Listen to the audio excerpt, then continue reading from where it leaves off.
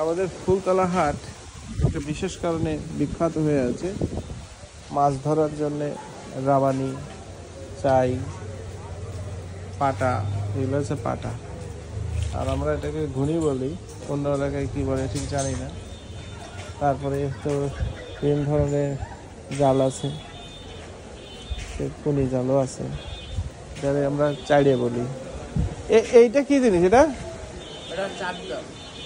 এই যে চায়না জাল কি একটা বলে সেটা নাকি? এটা এর মধ্যে ঢুকলে তো বেরোনোর সুযোগ নাই। চাক জাল, হ্যাঁ, তার মানে এটা চায়না পদ্ধতি মনে হয়। হ্যাঁ, এটা কুনি জাল। বহু দূর থেকে আমাদের এখানে এই হাট করতে আসে, বিশেষ করে মাছ ধরার এগুলো। এটা পোলো না? আমাদের যে পাখির খাঁচাও তো আছে দেখতেছি। না এখন নেবো না, আমার কাকাও বুঝতো, আমার ঠাকুর দাও বলতো, এনে এখানে বিক্রি করতো। সেই জন্যে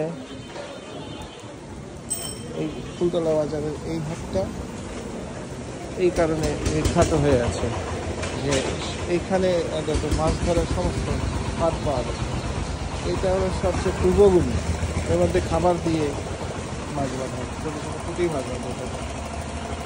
কি বলে এটা রে? এটা হচ্ছে চারু। চারু তো কই মাছ বাঁধে, তাই না? এর সেই ক্রস দেয়া নেই তো? ও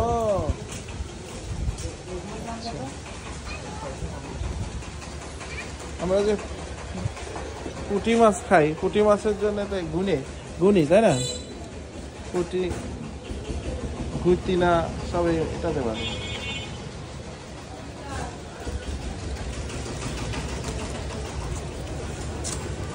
এই যে এটা চারে, এইটার ফাঁদের মধ্যে, এর মধ্যে দিয়ে যদি একবার মাছ ঢোকে তো এটা ঢুকতে পারবে কিন্তু বেরোতে পারবে না। এটা হলো ফাঁদ, এই কোনাতে আটকে যাবে।